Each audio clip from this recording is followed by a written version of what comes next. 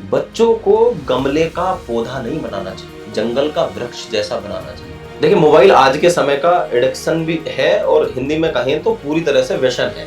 ये हमारे immune system को पूरी तरह से खत्म कर रहा है, खासकर बच्चों के, और बच्चों के आई साइड को वीक कर रहा है, बच्चों के मेमोरी पावर को खत्म कर रहा है। टीचर ने थोड़ा सा डांट दिया तो उनके मन के अंदर आता है मुझे टीचर ने डांट दिया, उनकी ईगो हर्ट हो जाती है, वो बच्चे फिर आत्महत्या। जो व्यक्ति वर्तमान में रहता है, जो व्यक्ति वर्तमान में सोचता है, वो एक तो स्ट्रेस फ्री रहता है। हमारे पेट से 80 प्रकार के रोग पैदा हो, जितने आप चूरन चटनी, अगर आप ऐसे ही कोई केमिकल युक्त कोई पदार्थ या कोई ऐसी दवाई खा रहे हो अपने पेट के लिए, तो वो बहुत नुकसान करती हैं, आपकी आंतों को सुखा देती। क्या योग और आयुर्वेदा एक ही साइंस है, एक ही ब्रांच, एक ही ट्री की साइंस है? बिना आयुर्वेद के योग नहीं और बिना योग के आयुर्वेद नहीं। योगा आपके लिए सिर्फ एक एक्सरसाइज का माध्यम नहीं है, वो आपकी सोल को ठीक करता है।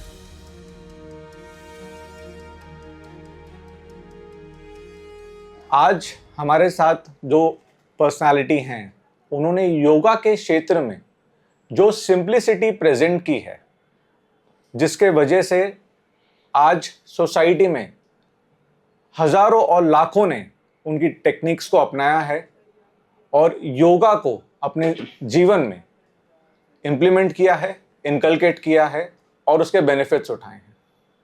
मैं स्वागत करता हूं सोवित योगी जी का। आपका बहुत बहुत स्वागत है हमारे पॉडकास्ट। बहुत बहुत धन्यवाद आपका। शीतल हर्ब्स के इस पॉडकास्ट में मैं आपको प्रणाम करते हुए और इस नई शुरुआत के लिए बहुत बहुत शुभकामनाएं प्रदान करता हूं। Thank you sir, thank you. मैं आपको बताना चाहूँगा जी कि आप ना कि मेरे लिए, इस जनरेशन के लिए एक एग्जाम्पल हैं, एक इंस्पिरेशन है, क्योंकि थोड़ी रिसर्च जो हमारी टीम ने की थी आपके लिए, और हमने ये जाना कि पिछले 6 सालों में जो एक टर्न अराउंड गेम होता है, जो एक टर्न अराउंड लाइफ का होता है, वो आपने एक्सपीरियंस किया है। जी। आगे बढ़ने से पहले आपकी ज़िंदगी के कुछ पहलू अगर आप हमसे शेयर कर सकें कि आप इस इंडस्ट्री में कैसे आए, आपने योगा को कैसे चुना, और अब तक जो आप करते आ रहे हैं, जो आपकी पॉपुलैरिटी हो गई है, इसके बारे में कुछ बताइए। देखिए, मैं उत्तर प्रदेश के अमरोहा जिले के तहसील हसनपुर, एक गंगा के किनारे छोटा सा गांव है देहरी। उस गांव में किसान परिवार में जन्मा हूँ। और मेरे पूज्य पिताजी आज भी वो खेती करते हैं, मेरे भाई खेती करते हैं। हमारे यहाँ पर मुख्य रूप से गन्ने की खेती होती है। और उस गांव में जन्म लेकर और गांव की ही प्राइमरी पाठशाला में मैंने अपनी शिक्षा को पूर्ण किया है। प्राइमरी में आज बच्चों को भेजा नहीं जाता है, उन बच्चों को प्राइमरी स्कूल में भेजा जाता है जिन बच्चों या जिन परिवारों के पास धन का अभाव हो, पैसे की कमी हो, वो शिक्षा से दूर हो, वो कैसे भी करके थोड़ा बहुत सीख लें और बस आगे चल के छोटा मोटा काम कर लें। तो कक्षा 5 तक मैंने प्राइमरी पाठशाला में अपने अध्ययन किया। और उसके बाद मुझे सौभाग्य से गुरुकुल में जाने का अवसर मिला। गुरुकुल बरनावा लाक्षागृह, ये बागपत जिले में पड़ता है। जो लाक्षागृह है महाभारत कालीन, उस पर मैंने अपनी उत्तर मध्य में यानी 12वीं कक्षा पूर्ण की। वहीं रहते हुए मैंने बनारस से, वाराणसी से शास्त्री की डिग्री को प्राप्त किया। उसके बाद मुझे कहीं से पता चला कि योग में भी शिक्षा ग्रहण कर सकते हैं। तो देव संस्कृति विश्वविद्यालय हरिद्वार शांति कुंज वालों का है, वहां से मैंने एक डिप्लोमा कोर्स किया। और फिर वहीं से पता चला कि पूज्य स्वामी रामदेव जी ने विश्वविद्यालय की स्थापना की है, और वहां हमने फॉर्म डाला और वहां हमारा एडमिशन हो गया। संयोग से यूनिवर्सिटी के पहले बैच के पहले विद्यार्थी रहने का अवसर हमें प्राप्त हुआ। बहुत बढ़िया। और ये 2010 से लेके 12 तक हमारी शिक्षा रही। वहां पढ़े, स्वामी जी के कार्यों को देखा, स्वामी जी की निरंतरता को देखा, स्वामी जी के संकल्प को देखा। और क्योंकि ऐसे गुरु के शिष्य योग में जो मेरे गुरु हैं पूज्य स्वामी रामदेव जी हैं, और वो गुरु ऐसे हैं जिन्होंने अपने बाल्यकाल में गरीबी देखी है। उनके भी, वो गुरुकुल में पढ़ते थे और गुरुकुल में उनको भी फीस भरने के लिए उनके माता पिता के पास पैसे नहीं हुआ करते थे। बहुत गरीबी उन्होंने भी देखी। और आज आप देख रहे हैं स्वामी रामदेव जी किस लेवल पर हैं योग में, आयुर्वेद में। आज वो इंडस्ट्रियलिस्ट भी हैं, उद्योगपति भी हैं, और शुद्ध सात्विकता से, पूर्ण ईमानदारी के साथ। तो ऐसे गुरु के हम शिष्य हैं। वहीं से हमें पक्का इरादा, कठोर परिश्रम करना और संकल्प के अंदर विकल्प नहीं होना चाहिए, वो हमें शक्ति वहां से मिली। और धीरे धीरे हमने इंदिरापुरम, नोएडा, गाजियाबाद में योगा सेंटर का स्थापना की। फिर एक समय भयावह पूरे देश के लिए आता है कोरोना का। 2020 में जब कोरोना आया, कोरोना वायरस में हमारे सारे सेंटर बंद हो गए।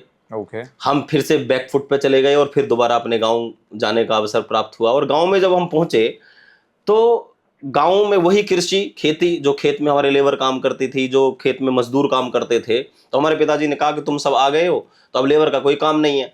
हम गए, हमने पूरा खेत का काम संभाला। अप्रैल के महीने में, मार्च में हम गांव गए 2020, और मार्च अप्रैल पूरा खेत के अंदर गन्ने छिलवाना, उनको ट्रॉली में भरवाना, 50-50 किलो वजन सर पे रख करके।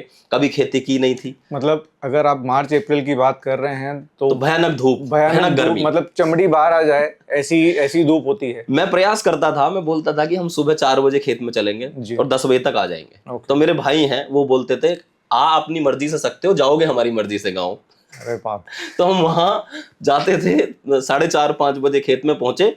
सुबह सुबह अंधेरा होता था, ठंडा होता था, बड़ा अच्छा लगता था। लेकिन वही 8 बजे धूप पकड़ना, और 12, 12:30 बजे 1 बजे तक घर पर आते थे। तो हालत ऐसी हो गई थी कि पर कोई काम दूसरे थे नहीं, सब कुछ बंद था, पर उसमें भी एक आनंद आ रहा था। ये संघर्ष भी कह सकते हैं। ये इसको हम अगर पॉजिटिव वे में लें तो हमें हर एक परिस्थिति के लिए तैयार रहना चाहिए। अगर एक व्यक्ति, हम वो व्यक्ति हैं, हम फ्लाइट से उतरते हैं, कई बार हम रैपिडो में बाइक बुक कर लेते हैं, हम मर्सिडीज से उतरते हैं, ऑटो में बैठ जाते हैं। हम वो लोग हैं कि हम विदेश यात्रा पे गए, कहीं बढ़िया 5 स्टार होटल में रुके, उसके बाद हमें कहीं दूसरी जगह जाना है तो वो छोटे से, मतलब हर परिस्थिति में। और जो व्यक्ति योग करता है, मैं तो ये कहता हूं, योग क्योंकि बैलेंस करता है, समत्वम योग उच्यते, योग करेगा बैलेंस। आपके पास बहुत अधिक धन आ जाए तो आपको अभिमान नहीं करना है, और यदि आप गरीब हैं, आपके पास धन नहीं है, तो आपको ग्लानि भी नहीं करनी है, आपको आपके अंदर हीन भावनाएं भी नहीं आनी चाहिए। तो योग यही करता है, योग करता है बैलेंस। यदि आप कष्ट में हैं, दुखी हैं, परेशान हैं, आपके पास में पैसा नहीं है, आपके पास कोई काम नहीं है, लेकिन आप निरंतर प्रयास यदि करते रहें तो आप निश्चित रूप से ऊंचाइयों को छू जाओगे। मैं आज आपको एक बात ऑन कैमरा कहता हूं, यह बात मैंने आज तक किसी पॉडकास्ट में शेयर नहीं की है।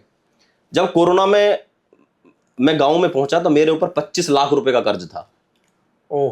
और 2020 की बात है, और एक विवाह भी हो चुका था, 2 बच्चे थे, हैं आज भी, बच्चे पढ़ते हैं, और एक छोटे से छोटे खर्चे के लिए अपने पिताजी से पैसे मांगने पड़ते थे। और हमारे पिताजी की आदत थोड़ी ऐसी, अगर उनसे हमने 100 रुपए भी मांगे तो वो कम से कम 10 बात हमें सुनाते थे, किस लिए चाहिए, क्यों चाहिए। एक मतलब एक अब से लगभग 5-6 साल पूर्व की बात मैं बता रहा हूँ।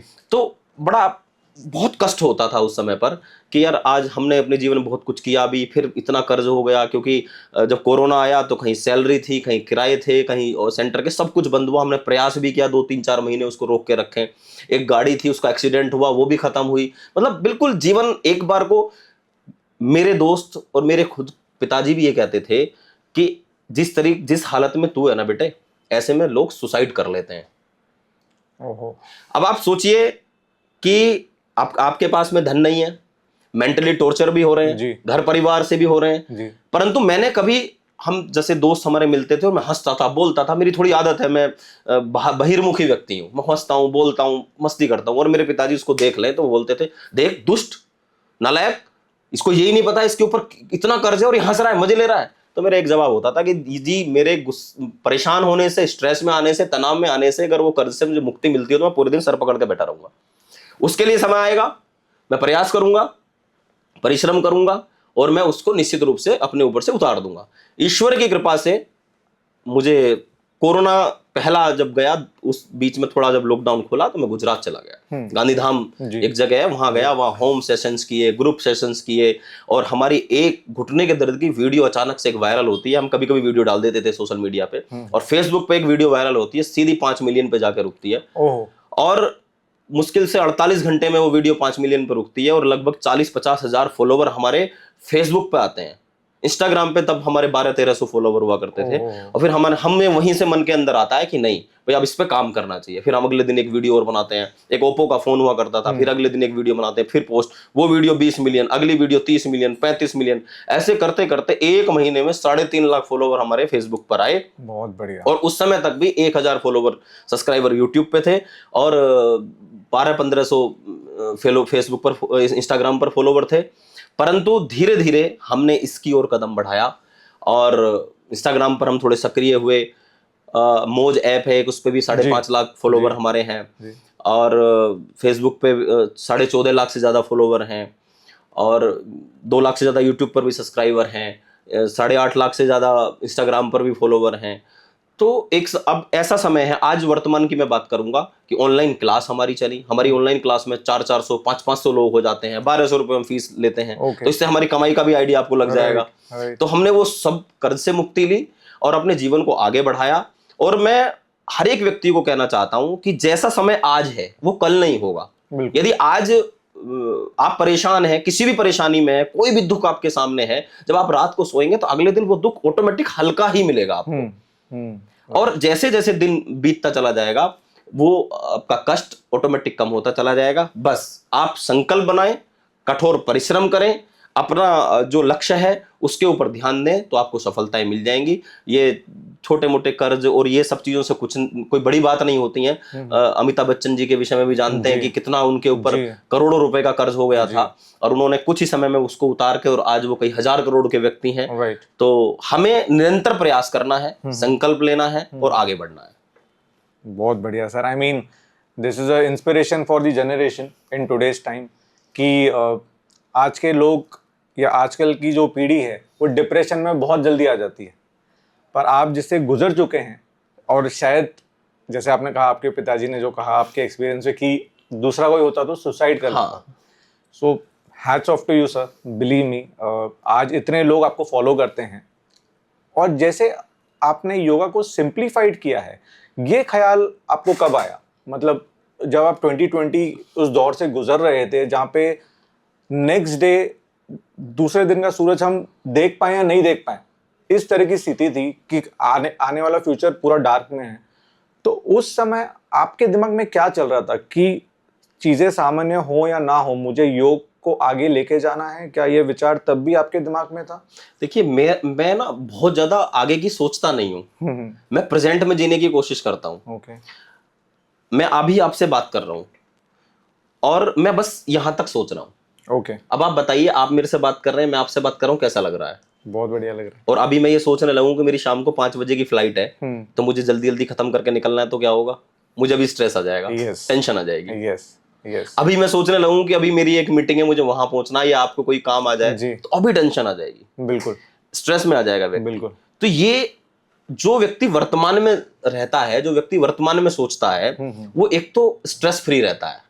मैंने एक बार आचार्य बालकृष्ण जी से पूछा, जो आयुर्वेद शिरोमणि है, मैंने कहा गुरुजी तनाव बहुत रहता है, स्ट्रेस बहुत रहता है, क्या करूं?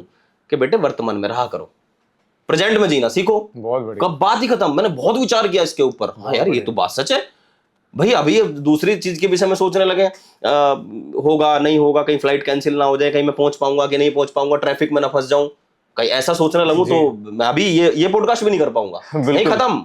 मतलब आप जो मुझसे क्वेश्चन करेंगे वो भी मैं उसके आंसर नहीं दे पाऊंगा, तो मैं तनाव में चला जाऊंगा। नहीं, मैं वर्तमान में जीता हूँ। छूटेगी, छूट जाएगी, दूसरी मिलेगी। थोड़े से चंद कागजी टुकड़ों का ही तो नुकसान होगा। बिल्कुल टेंशन फ्री।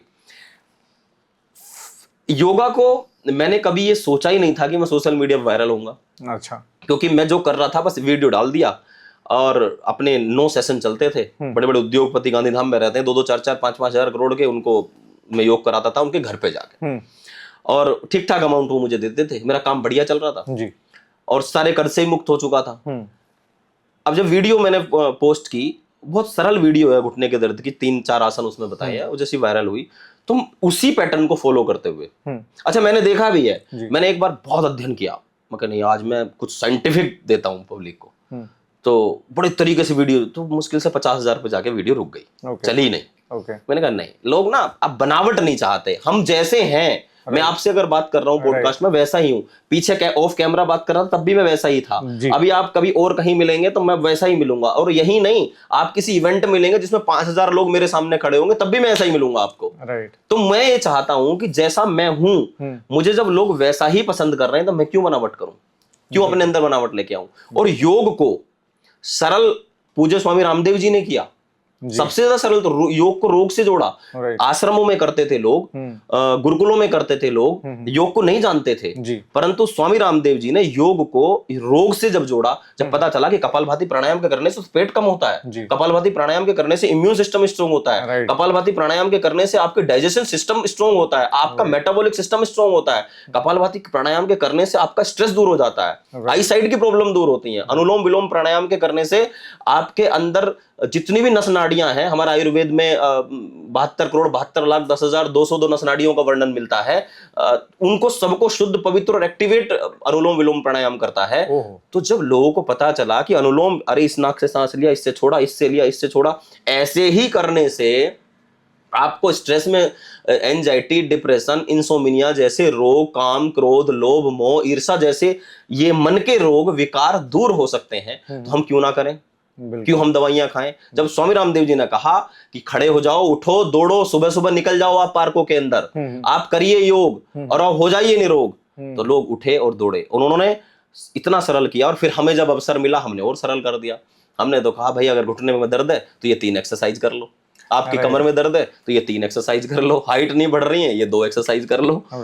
तो ये अब हमारे बाद में जो और नई जनरेशन है उसको और इजी कर रहे हैं। तो समय के अनुसार जैसे जैसे और जितना इजी वे में हम सोशल मीडिया पे समझा सकते हैं, क्योंकि सोशल मीडिया के ऊपर हम ज्यादा टेक्निकल चीजें, ज्यादा आप कहें तो फिजियोलॉजी या उसकी एनाटॉमी हम बताने लगे तो लोग उसको ज्यादा पसंद नहीं करते। एक व्यक्ति के सर में दर्द हो रहा हो, बिल्कुल, और हम उसको एनाटॉमी पढ़ाने लगे कि ये नर्व यहाँ से गई, उसके ब्लड सर्कुलेशन ये हुआ, उसका यहाँ से ये समस्या आई, उसको हम उसकी पूरा एनाटॉमी उसको समझाने लगे। उसके तो सर में दर्द है, वो चाहेगा भाई उपाय बता दो, उपाय बता दो। तो उसे यही तो कहना भाई भ्रामरी प्राणायाम कर लो, लंबा गहरा सांस ले लो। तो जो परेशान है उसको उपाय बताइए, इलाज करिए। तो ये है योग का सरलीकरण जो हमने प्रयास किया है और सीखा स्वामी रामदेव जी से है। बहुत बढ़िया सर, बहुत बढ़िया। आज जैसे हम अपने पॉडकास्ट की शुरुआत आपसे कर रहे हैं जी, शीतल हर्बल्स आज इंडियन इंडस्ट्री में, आयुर्वेदिक इंडस्ट्री में लास्ट 50 सालों से है। क्योंकि आप योग से इतने पहले से जुड़े हुए हैं, मेरा सवाल आपसे ये है कि क्या योग और आयुर्वेदा साथ साथ चल सकते हैं? क्या योग और आयुर्वेदा एक ही साइंस है, एक ही ब्रांच, एक ही ट्री की साइंस है?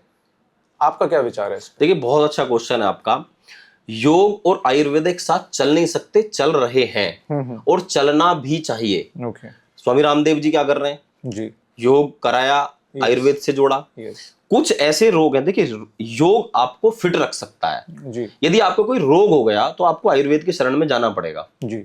आपको कोई क्रोनिक समस्या हो गई तो आपको आयुर्वेद की शरण में जाना पड़ेगा। आपको पेट में कोई प्रॉब्लम है तो आपको पेट में दर्द हो रहा है तो कपालभाति नहीं करा सकते उसको, अनुलोम विलोम नहीं करा सकते उसको, मंडूकासन नहीं करा सकते, पवनोक्तासन नहीं करा सकते उसको क्या करेंगे हम? कोई आयुर्वेदिक औषधि उसको देने का प्रयास करेंगे। आयुर्वेदिक देंगे या फिर आज क्या करता है व्यक्ति, तुरंत पेन किलर खा लेता है, अंग्रेजी में चला जाता है। एलोपैथ एक बीमारी को दूर करेगा तो दूसरी साथ में पैदा कर देगा। आयुर्वेद का जो सिद्धांत जो काम करता है वो रोग पे करता ही नहीं है, वो रोगी पे करता है। अच्छा, जो जड़ है उसको खत्म करने का प्रयास करता है, जो जहां से वो बीमारी पैदा हो रही है वहां काम करता है आयुर्वेद।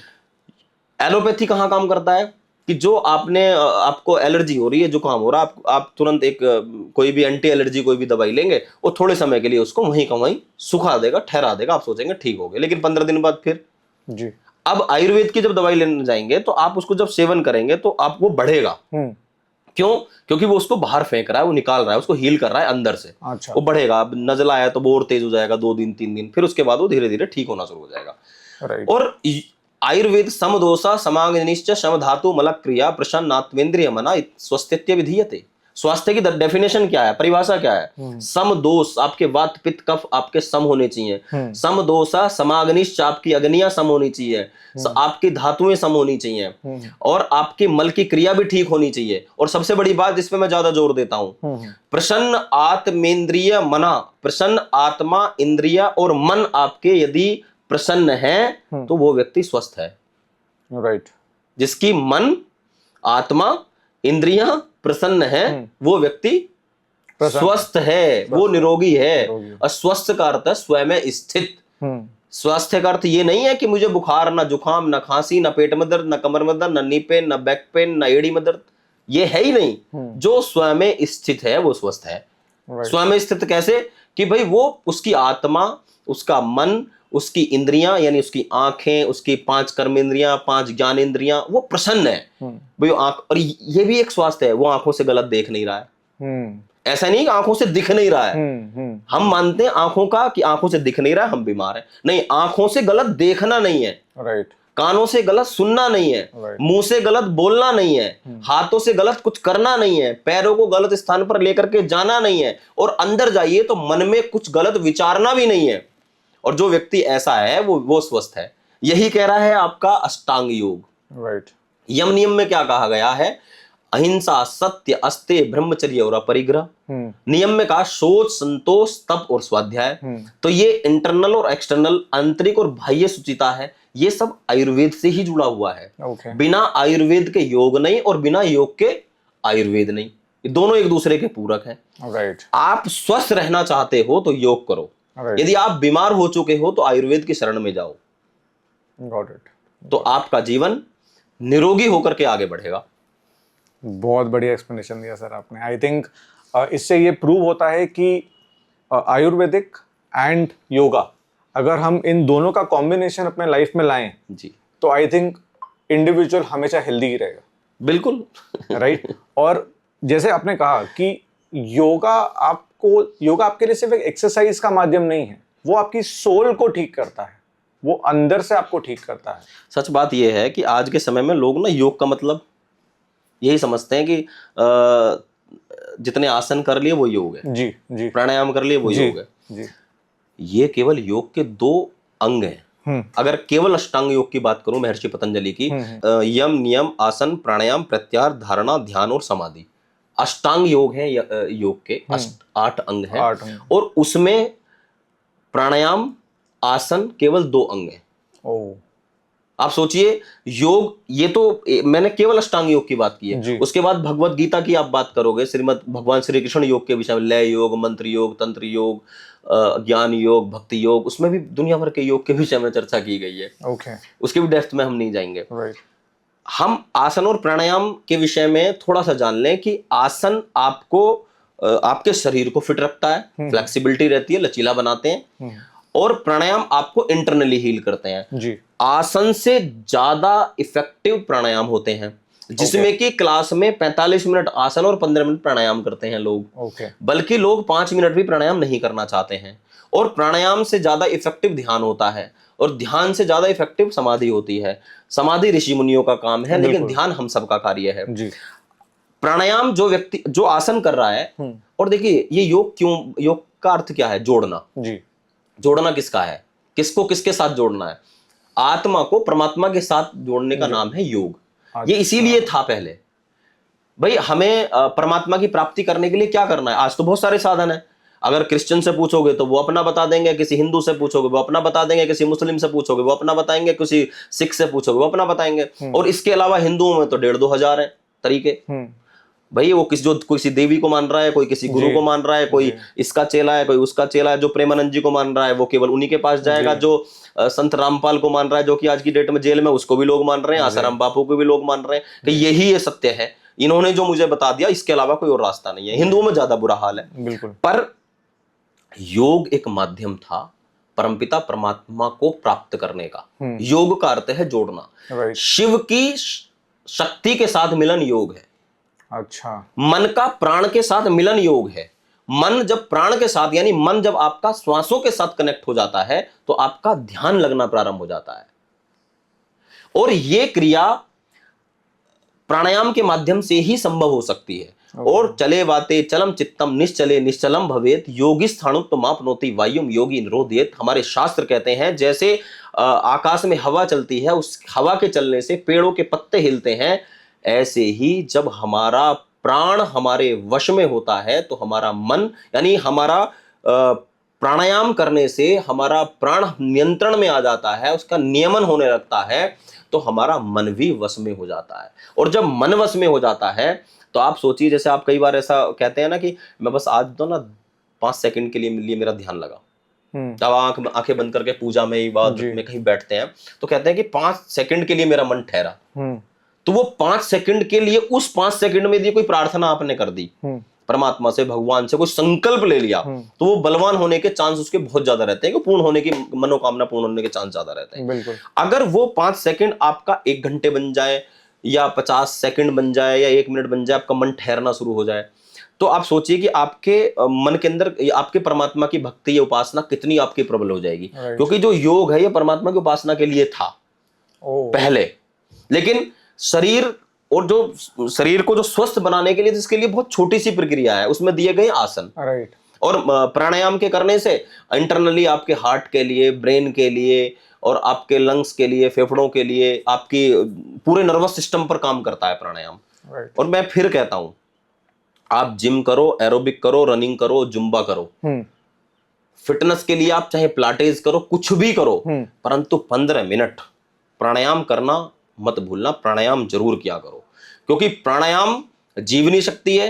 प्राणायाम आपकी संजीवनी बूटी का काम करता है, क्योंकि हमारे शरीर के अंदर क्या है, हार्ट और ब्रेन, ये 2 मुख्य अंग हैं। हार्ट अटैक सबसे ज्यादा होते हैं, ब्रेन हेमरेज भी अब गर्मी में एसी से निकले और गर्मी में गए, बहुत सारे केस आएंगे कि हार्ट अटैक हुआ या ब्रेन हेमरेज हुआ। और कोरोना के बाद हमारे फेफड़े भी उसी श्रेणी में आ गए, हमारे लंग्स भी उसी श्रेणी में आ गए। वो भी बहुत जल्दी इंपैक्ट होते हैं, उनके ऊपर बहुत निगेटिव प्रभाव पड़ता है, वो कमजोर हो जाते हैं। तो प्राणायाम आपके फेफड़ों के लिए, हार्ट के लिए और ब्रेन के लिए सबसे ज्यादा काम करता है, क्योंकि शरीर के एक एक अंगों को, एक एक टिश्यू को, ब्लड सेल्स को, हर छोटी से छोटी इकाई को किसकी आवश्यकता है, ऑक्सीजन की आवश्यकता है, प्राण शक्ति की आवश्यकता है, और वो प्राणायाम से पूर्ण होगी। आई थिंक ये मैसेज आज के यूथ को बहुत क्लियर होना चाहिए कि लोग ऑब्सेस्ड हैं एक बॉडी बनाने में, या एक फॉर एग्जांपल फीमेल्स एक अच्छा फिगर चाहती हैं, मेंस एक बल्कि बॉडी चाहते हैं। पर जो बात अभी आपने कही है कि प्राणायाम एक ऐसा टूल है जो आपकी पूरे बॉडी को संचालित कर देगा, और आई थिंक सारे रोगों पे वो काम करता है, पूरे रोगों पे काम करता है। जो व्यक्ति अनुलोम विलोम, एक हमारे मित्र हैं योग टीचर मनमोहन योगी, वो एक बहुत, उनकी एक वीडियो 350 मिलियन पार करके गई, और उन्होंने उसके ऊपर कई हजार रील लोगों ने बनाई, और उन्होंने एक बात कही कि जो व्यक्ति अनुलोम विलोम प्राणायाम करेगा उसको लीवर की प्रॉब्लम, किडनी की प्रॉब्लम, कैंसर तक का रोग, back pain, knee pain, cervical, पूरी बॉडी के 98% रोग केवल अनुलोम विलोम प्राणायाम से दूर हो सकते हैं। और उसका कारण क्या है, ऐसे ही नहीं बोला गया वो, उसका कारण क्या है, उसका कारण है कि हमारे शरीर के अंदर सबसे ज्यादा प्राण शक्ति की कमी, ऑक्सीजन की कमी अगर हुई, तो शरीर, अगर आपके घुटने में प्राण नहीं पहुंच रहा है, ऑक्सीजन नहीं पहुंच रही है, ब्लड नहीं पहुंच रहा है, तो यही प्रॉब्लम पैदा हो जाएगी। आपके हाथ में नहीं पहुंच रहा, यहां दर्द भी हो सकता है, कहीं भी कोई भी प्रॉब्लम, वो सबसे पहले उसका बड़ा कारण आयुर्वेद भी मानता है कि अब ऑक्सीजन की कमी के कारण शरीर में रोग पैदा होते हैं। केवल हम ऑक्सीजन कमी क्या मानते हैं कि अब जो उसमें मीटर में आ जाती है कि भाई हाँ ऑक्सीजन का लेवल इनका डाउन हो रहा है, ऐसा नहीं है। नॉर्मल तो आप चेक करेंगे ठीक आएगा, लेकिन शरीर के हर हिस्से को, हर अंग को, एक एक सेल को ऑक्सीजन की जरूरत है। और प्राणायाम, हमारे जो फेफड़े होते हैं उसमें 4.5 करोड़ कोष्ठक होते हैं, छिद्र होते हैं, छोटे छोटे, नहीं ढोकला की तरह, स्पंज की तरह।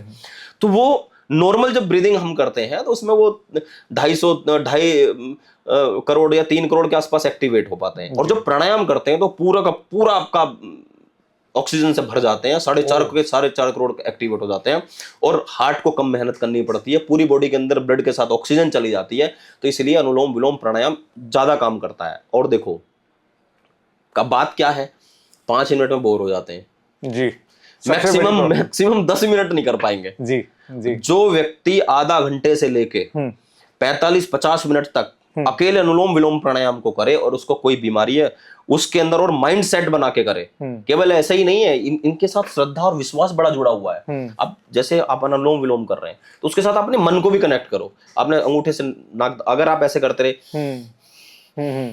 कुछ नहीं होने वाला, जीवन भर करते रहो, कुछ नहीं होगा।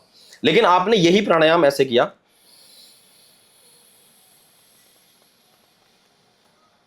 और फिर इसको प्रेस करके दूसरे से धीरे धीरे छोड़ा, आपको तो ब्रीदिंग पैटर्न ही चेंज हो गया। आपको क्या अंतर लगा इसमें?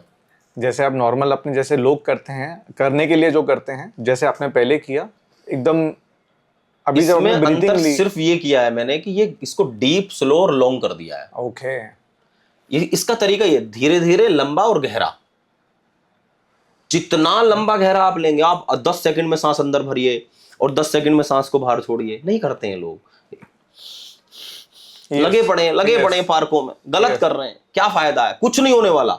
ओके, मैंने ऐसे ऐसे लोगों को देखा है जो पार्क में आप जाएंगे, ऐसे एक नाक पकड़े हुए हैं ऐसे, जी। और ये करें जी। अरे भाई तेरे पास इतना टाइम नहीं, कपालभाति अनुलोम विलोम को अलग अलग कर ले।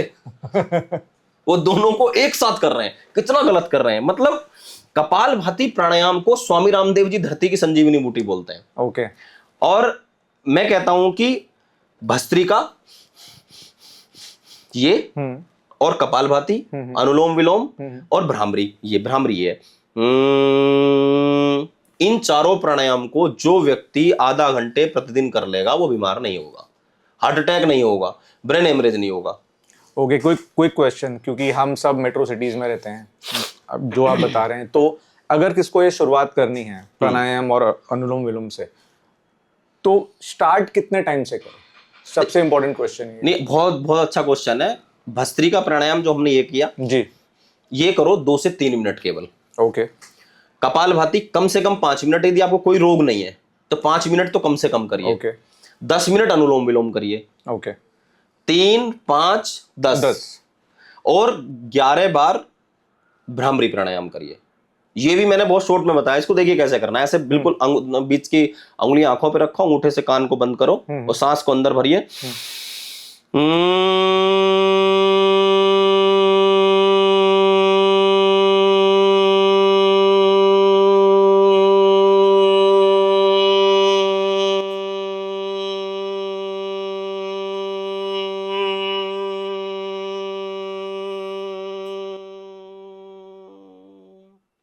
ये तरीका है भ्रामरी प्राणायाम का। ओके, एक बार करने पर ही आप अंदर से इतनी शांति महसूस करोगे, आपको लगेगा अरे भाई साहब ये तो हमें, मतलब हम कुछ दुनिया के अंदर कुछ भूल रहे थे, हम तो कुछ छोड़ के जा रहे थे। ये क्या चीज, ये क्या चमत्कार है। ओके, ये आपके ब्रेन के अंदर ऑक्सीजन और प्राण संचार करेगा।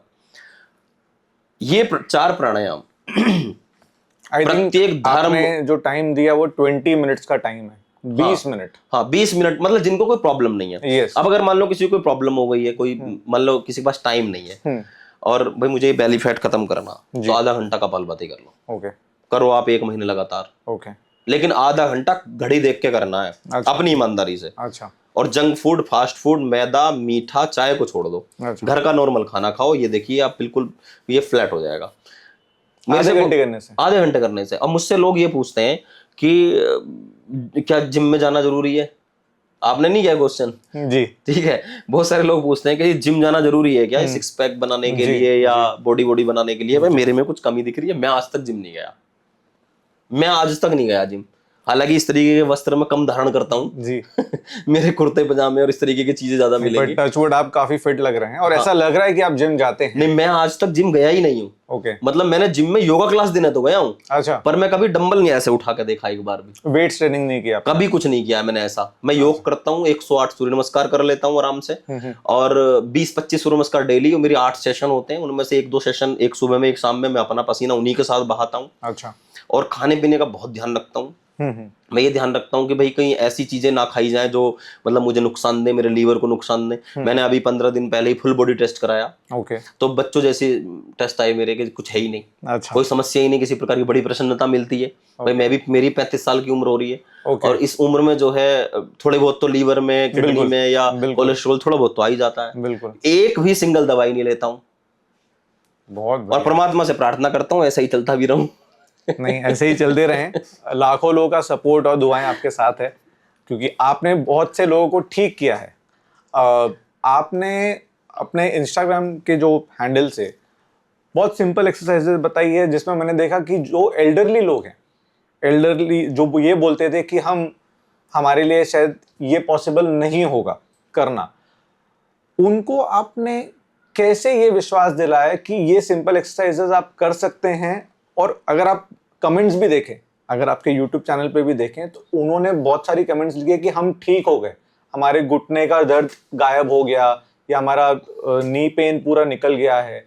ये आपने कैसे शुरुआत की एल्डर ये कैटेगरी को हैंडल करने के लिए? देखो, मुझे लगता है कि लगभग मेरे पास 10,000 से ज्यादा लोगों का डेटा होगा ओके। कि जिनके मतलब ऐसे ऐसे लोग हुए हैं जो 15-15 हजार रुपए महीने की दवाइयां खाते थे एलोपैथी, ओके। और For उन्होंने knee pain? योग, नहीं किसी भी चीज किसी की, भी पूरी चीज बॉडी की, में अच्छा। किसी भी चीज की, अच्छा। मतलब किसी की लीवर की कोई चल रही है, या किसी का कोलेस्ट्रॉल की कुछ चल रही है, किसी की जी। बीपी की चल रही है, मतलब 15-15 हजार रुपए महीने की दवाइयां तक छूटी हैं। हम्म।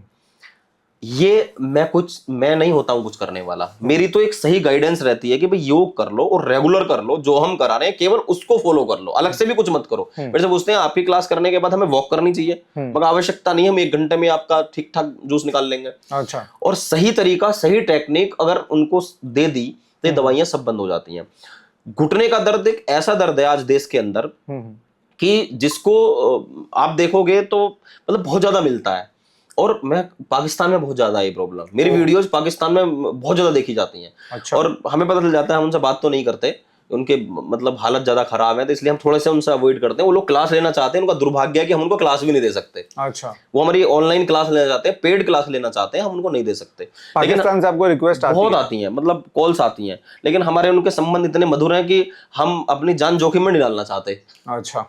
क्योंकि हम उनसे थोड़ा बहुत ले लिया, इधर से हमारे पीछे जांच चालू हो जाएगी, तो हम ऐसा कोई काम करते नहीं है, बल्कि हम अपने स्टेटस पे स्टोरी भी लगा देते हैं कि हम पाकिस्तानियों को क्लास नहीं देते हैं। अच्छा, उस ओर हम नहीं जाना चाहते, लेकिन वहां समस्या है, और ये समस्या है खान पान की। राइट। सबसे बड़ी समस्या है एक तो खान पान, जो बहुत ज्यादा जंक फूड खाते हैं, बहुत ज्यादा रिफाइंड का प्रयोग करते हैं, बहुत ज्यादा मांसाहारी लोग हैं, उनके लिए भी ये समस्या बहुत ज्यादा है। अच्छा। और एक जो एक्सरसाइज बिल्कुल नहीं करते हैं, जिनका वेट बहुत ज्यादा बढ़ गया, उनके लिए भी एक बड़ी समस्या है कि घुटने में दर्द हो ही जाता है। और कई कारण है, नहीं कार्टिलेज घिस गए, किसी को वात की प्रॉब्लम है, इसके बहुत सारे कारण है। पर यदि किसी को स्टार्टिंग में दर्द शुरू हुआ है और वो एक्सरसाइज शुरू कर दे कुछ बताई हुई, तो वो दर्द आपका 2 महीने में, 1 महीने में या 3 महीने में चला जाता है। और फिर रेगुलर एक रूटीन बना लो कि भाई हमें एक्सरसाइज करनी है। हाँ, लेकिन जब बहुत ज्यादा क्रोनिक हो गया है, तो कितने लोग ऐसे आए जिनकी 60 की उम्र है, हमने उनको पर्सनल गाइड किया कि हमने उनको ऑपरेशन से बचा लिया, हमने उनको सर्जरी से बचा लिया, जिनको सर्जरी के लिए बोला है।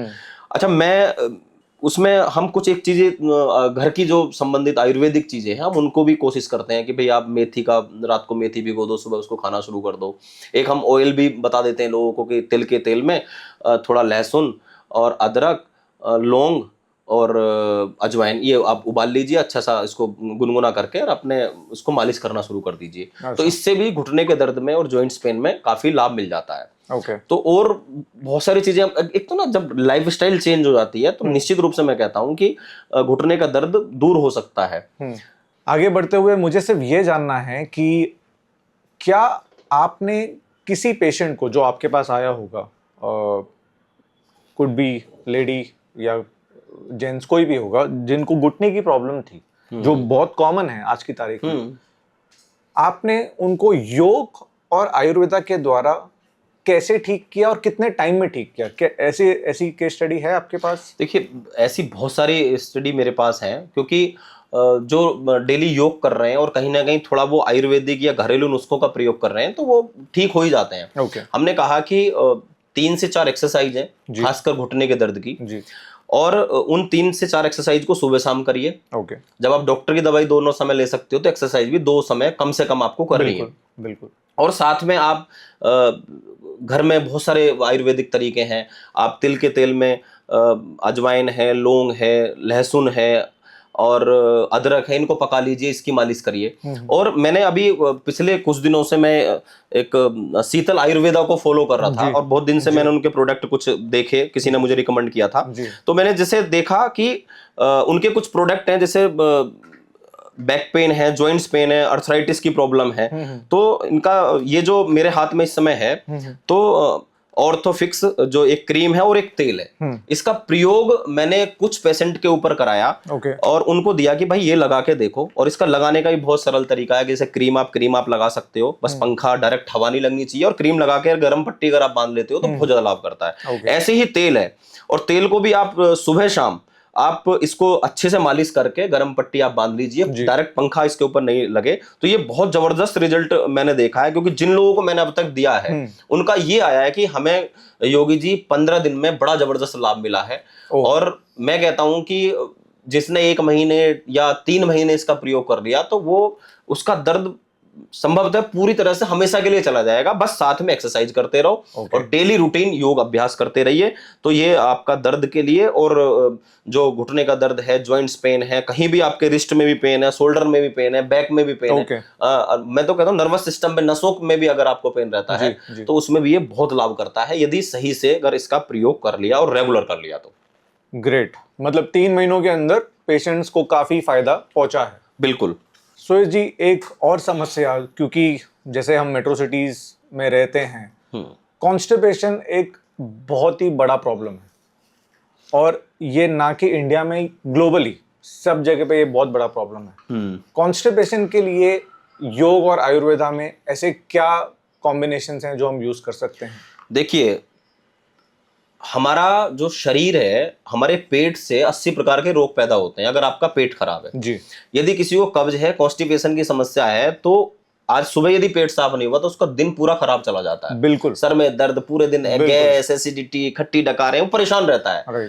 और आज मार्केट के अंदर पेट साफ करने की इतनी दवाइयां हैं, और मैंने देखा है कि जितने आप चूरन, चटनी, अगर आप ऐसे ही कोई केमिकल युक्त कोई पदार्थ या कोई ऐसी दवाई खा रहे हो अपने पेट के लिए, तो वो बहुत नुकसान करती हैं, आपकी आंतों को सुखा देती हैं, आपका जितना भी लिक्विड पदार्थ होता है वो सब का सब निकल जाता है, चिकनाई कम हो जाती है। तो योग में हम 3 आसन बताते हैं। सुबह उठिए, पानी पीजिए, पानी बैठ करके पानी पीजिए गुनगुना, 2 गिलास, 3 गिलास, 4 गिलास, और खड़े होकर के ताड़ासन, त्रियक ताड़ासन और कटी चक्रासन, ये 3 आसन करिए, आपका पेट साफ हो जाएगा। और जिनको बहुत ज्यादा क्रोनिक समस्या है, पिछले दिनों मैंने शीतल आयुर्वेदा की एक मुझे किसी ने रिकमेंड की थी, मेरे किसी एक मित्र ने, कि भी आप ये दवाइयां अगर किसी को आप देंगे तो इससे बहुत अच्छा रिजल्ट मिलेगा।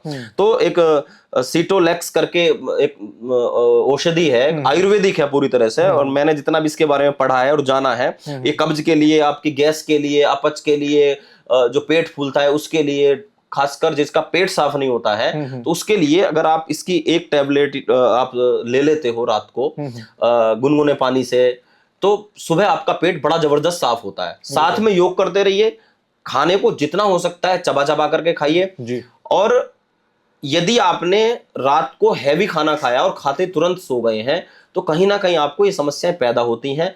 और ऐसी कोई भी दवाई का प्रयोग करो कि जो सही हो, जो आपको एक बार लेने पर कोई दूसरा रोग पैदा ना करे जी। तो जितने मैं देखता हूं कि बहुत ज्यादा केमिकल युक्त दवाइयां मिलती हैं, तो इसका प्रयोग मैंने भी 1-2 बार अपने ऊपर किया है। जैसे कई बार हम बाहर पार्टी में चले गए और रात में हमने कुछ हैवी खा लिया, तो रात को मैंने जब इसकी एक गोली ली और सुबह मैंने अपने आसन किया तो बहुत अच्छे से पूरी तरह से पेट साफ हुआ। तो आप प्रयोग कर सकते हो, बहुत बढ़िया है सिटोलेक्स, शीतल आयुर्वेदा की, और मुझे लगता है नॉर्मली ये मिल जाती है, ऑनलाइन भी मिलती है, और आप ऑर्डर कर सकते हो इसको, और बहुत अच्छी दवाई है। सुरेश जी, आज एक बहुत बड़ी और बड़ी कॉमन प्रॉब्लम आ गई है, मोबाइल एडिक्शन। जिसको देखो, अगर वो ट्रैवल कर रहा है तो भी मोबाइल में लगा हुआ है, सोने से पहले मोबाइल में लगा हुआ है, जागने के बाद मोबाइल में लगा हुआ है। इस चीज को योग के द्वारा कैसे दूर किया जा सकता है? क्योंकि लोगों ने ये क्वेश्चन पूछा है कि हमारे कंसंट्रेशन लेवल्स कम होते जा रहे हैं दिन बर दिन।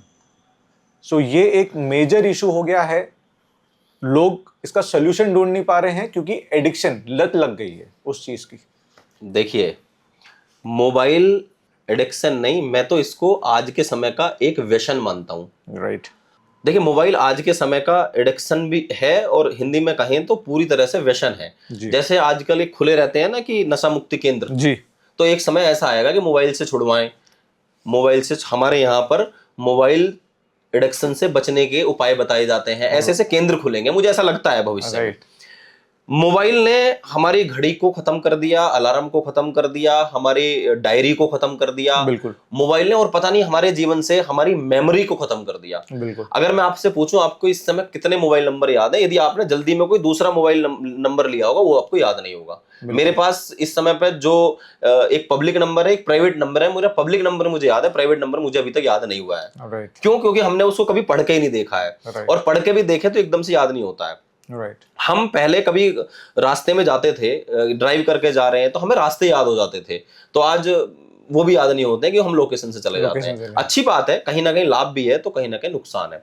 देखिए मैं अभी पिछले दिनों एक बच्चे को देख रहा था, और खासकर मैं बच्चों के लिए कहूंगा, बड़े तो समझदार हैं, वो तो मानेंगे भी नहीं। मैं बच्चों के लिए कहूंगा, मैं एक बच्चे को देख रहा था, उस बच्चे को ऐसे करने की आदत पड़ी थोड़ी थोड़ी देर में।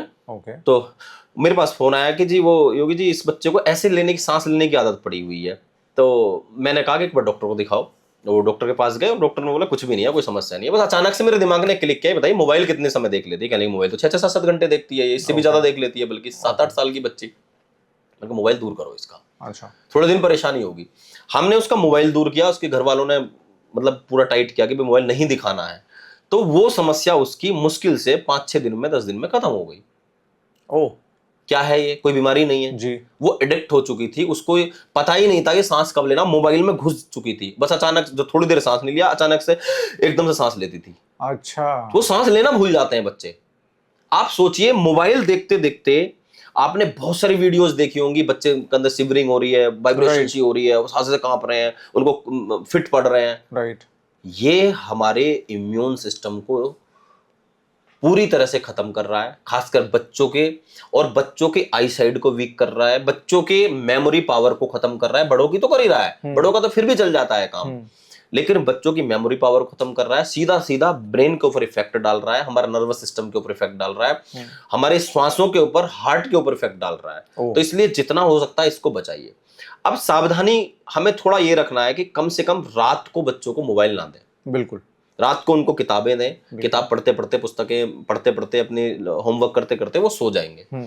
हम क्या करते हैं, हम अगर बिजी होते हैं, अगर माँ खाना बना रही है, बच्चा रो रहा है, ले बेटे मोबाइल ले ले। यस, और ये गलती। बहुत से बच्चे बिना मोबाइल के खाना भी नहीं खाते, उसको मोबाइल ऐसे दे देंगे, वो इधर रील पलटता रहेगा, माँ उसके मुंह में खाना देती रहेगी। आप बिगाड़ रहे हो बच्चे को।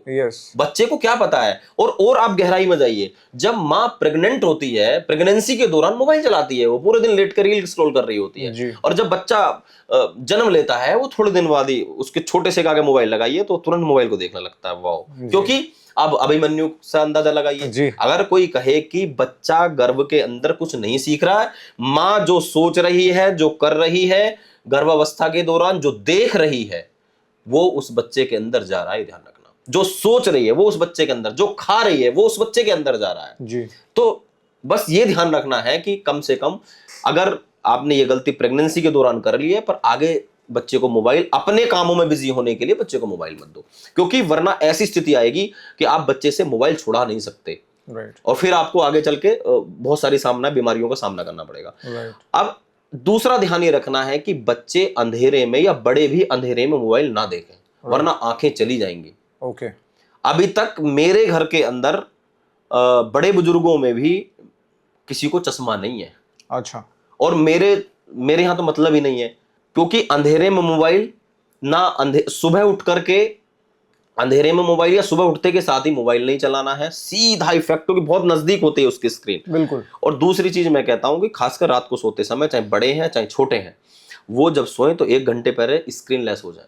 अच्छा। टीवी, लैपटॉप, मोबाइल, आईपैड सब बंद कर दो। अच्छा। बस घर की जो लाइटें जली हुई हैं, लाइटें जलने दो, और धीरे धीरे लाइटों को कम करके और सो जाइए। 1 घंटे पहले कम से कम आप स्क्रीन लेस हो जाइए। अच्छा। नींद अच्छी आएगी और आपकी मेमोरी बनी रहेगी।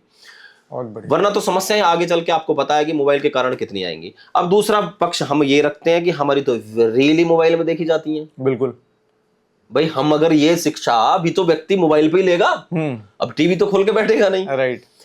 अब इसके लिए ये है कि एक टाइम, बच्चों को अगर मोबाइल देना है तो उनको एक टाइम फिक्स कर दीजिए, बेटा 1 घंटे आपको मोबाइल मिलेगा, देख लो, और अच्छी चीज दिखाइए उसको, ये नहीं कुछ भी खराब चीज दिखानी है। राइट।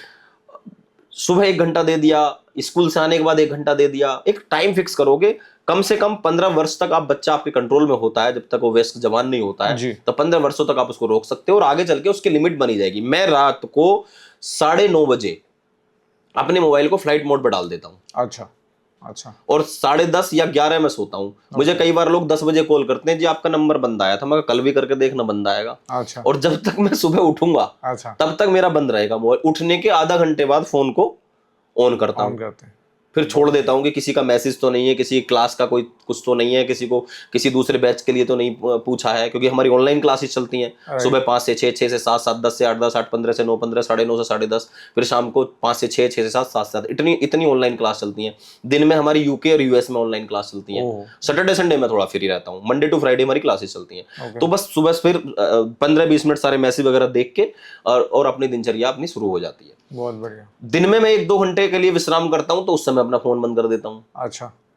किसी को ज्यादा आवश्यकता होगी तो घर के किसी फोन पे फोन आ जाएगा, कोई घर से कोई इमरजेंसी आएगी, और अगर कोई और किसी को समस्या होगी तो आजकल व्हाट्सएप पे तो सूचना आई जाती है, उसको खोल के कॉल करनी हो जाती है। तो मैनेज करना पड़ेगा, अगर हमें हर चीज को मैनेज करना पड़ेगा। तो मोबाइल हमारे साथ जीता जागता एक व्यसन और दुर्व्यसन हम साथ लेके घूमते हैं। तो जितना हो सकता है भाई, इसके बिना चलेगा मैं नहीं। और ऊपर की जेब में नहीं रखना चाहिए, कोशिश करो कि साइड की जेब में उसको रखो। अच्छा। और जितना हो सकता है कि अपने से दूर रखो। रात को सर के पास बिल्कुल नहीं रखना है, बल्कि यहाँ तक भी डॉक्टर्स, मैंने कुछ ऐसी रिसर्च पढ़ी है कि उस रूम में मोबाइल नहीं होना चाहिए जिस रूम में आप सोते हो। राइट। तो जितना सावधानी रहेगी उतने आप बचे रहेंगे। तो इन शॉर्ट, जो योग गुरु हैं ये खुद कह रहे हैं कि एक डिसिप्लिन के साथ मोबाइल का यूज कीजिए। राइट। दिन के 8-9 घंटे वो भी अपना मोबाइल एयरप्लेन मोड पे रखते हैं, और ये उससे उनकी प्रोडक्टिविटी और एफिकेसी दोनों इंप्रूव होती है। तो it is a message to all the youth, please follow this is very important, very very important. आगे बढ़ते हुए सोहित जी, सिर्फ एक सर्वे जो मैंने किया था जी, इंडिया में कुछ ऐसे इंटरनेशनल स्कूल्स हैं जिन्होंने बहुत यंग एज में ही अपने स्कूल्स में योगा को कंपलसरी किया है। आपके माध्यम से मैं आपकी राय जानना चाहूँगा कि आपकी इस पे क्या सोच है, और हमारे जितने भी स्टेट बोर्ड्स के स्कूल्स हैं, ऑफ कोर्स अगर इस पॉडकास्ट के माध्यम से हम उनको भी ये मैसेज दे सकें तो इसके बेनिफिट्स क्या होंगे बच्चों में इनिशियल एज में ही, अगर हम योगा इंट्रोड्यूस कर दें या कंपलसरी कर दें। देखिए, जिन स्कूलों ने प्रारंभ किया है उनको तो हम शुभकामनाएं देते हैं, और जिन्होंने नहीं शुरू किया है उनसे निवेदन करते हैं कि उनको शुरू करना चाहिए। क्योंकि जब एक हमारे नीतिकार कहते हैं, यत्न विभाजने लगना संस्कारो नान्यथा भवेत्। यानी जो कच्चा घड़ा होता है उसके ऊपर कोई भी आकार दिया जाता है। कच्ची मिट्टी जो कुम्हार प्रजापति जी उसको बना रहे हैं, तो छोटा बनाना, बड़ा बनाना, टेढ़ा बनाना, लंबा बनाना, ऊंचा बनाना, वो उसकी इनिशियल स्टेज में ही बनाया जाता है, जब कच्चा होता है। पकने के बाद उसको उसमें आकार नहीं दे सकते, वो टूट जाएगा। जी। तो जो हमारे बच्चे हैं वो उनको सिखाने के लिए या उनको आकार देने के लिए, उनको संस्कार देने के लिए वो एक उम्र होती है, कम उम्र होती है। जी। तो अगर योग वो बचपन में करेंगे, छोटे होंगे तब करेंगे, तो उनका इम्यून सिस्टम स्ट्रोंग बना रहेगा। राइट। और आज का जो समय है, फिजिकल एक्टिविटी बंद हो चुकी है। बिल्कुल। बच्चे खेल नहीं रहे हैं। राइट। बच्चे पहले हम जब गांव में थे, और मैं तो ये कहता हूं कि मैं कितनी बार पेड़ से गिरा हूं, मतलब 10th क्लास में या 12th क्लास में, और भगवान की कृपा से मेरी हड्डी नहीं टूटी। कितनी बार मैं मोटरसाइकिल से पिछले 4-5 साल पहले गिरा हूं, नहीं टूटी। राइट।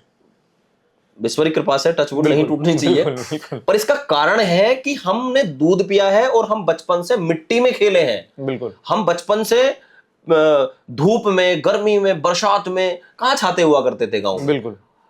बच्चों को गमले का पौधा नहीं बनाना चाहिए, जंगल का वृक्ष जैसा बनाना चाहिए। बहुत बढ़िया बात कही आपने, बहुत बढ़िया बात। अगर जंगल का जो वृक्ष होता है, आंधी आए, तूफान आए, बरसात आए, धूप आए, वो खड़ा रहता है, अडिग रहता है, तटस्थ रहता है। और जो गमले का पौधा होता है उसको तो हिसाब से पानी दोगे, उसको सोच सोच के आप उसको धूप लगवाओगे, थोड़ा उसके ऊपर ज्यादा कुछ डल गया वो मर जाएगा। राइट। बेकार हो जाएगा। राइट। तो हमें गमले का पौधा नहीं बनाना है। और वो बच्चा स्कूल के अंदर यदि योग करेगा, सूर्य नमस्कार करेगा, तो उसकी पूरी फिजिकल एक्टिविटी हो जाएगी, उसकी मेंटली एक्टिविटी हो जाएगी।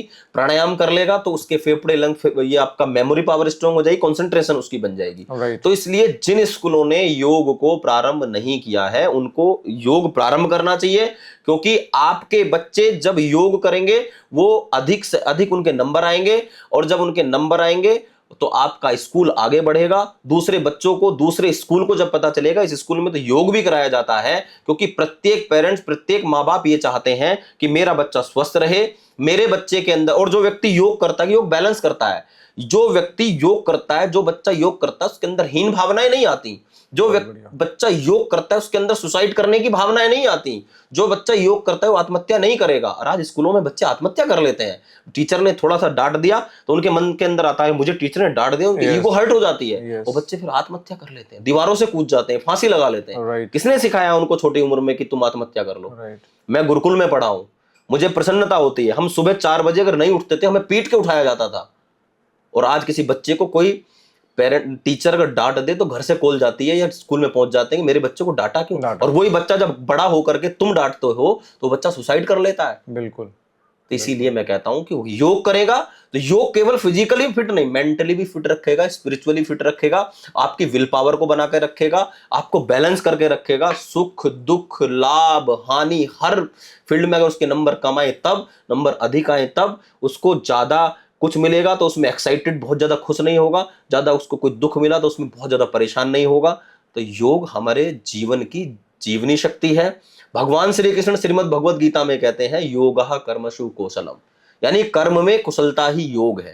तो इसलिए स्कूल में जो बच्चा योग करेगा वो आगे चल करके वो योगी भी बनेगा, और वो आईएएस भी बनेगा, आईपीएस भी बनेगा, डॉक्टर भी बनेगा, इंजीनियर भी बनेगा।